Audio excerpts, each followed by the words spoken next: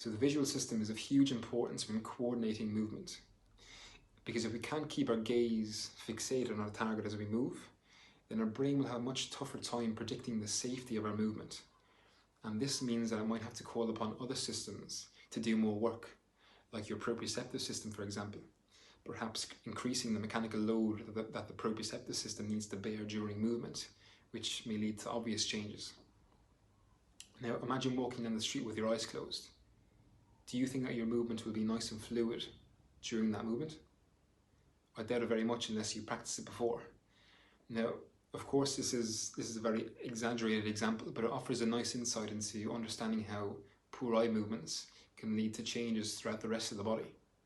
Now, the eyes need to be able to move in many different ways. The eyes need to be able to fixate on targets as the head and body move. They need to be able to fixate on a moving target as our body moves.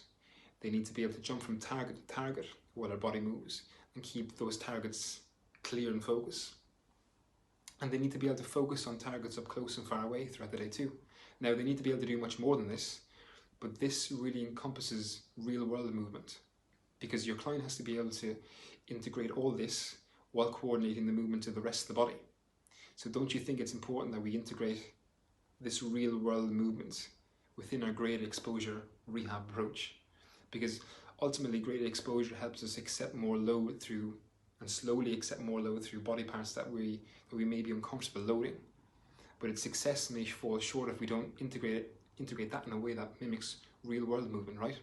Because again, it's not just our body that needs to absorb load, but other systems too, like our visual system and vestibular system. Now, it's extremely simple to show a client why it's important to integrate the eyes during your rehab approach. That's the first step. The second step is knowing when to integrate them into your graded exposure rehab, and that's where the structure comes in.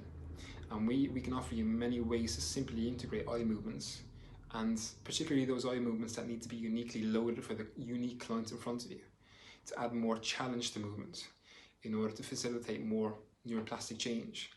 And again, what's important is this is all done while being specific to the area that you're rehabbing, right? So we're creating a movement stage and then layering all the other sensory systems on top to build that resilience to stress.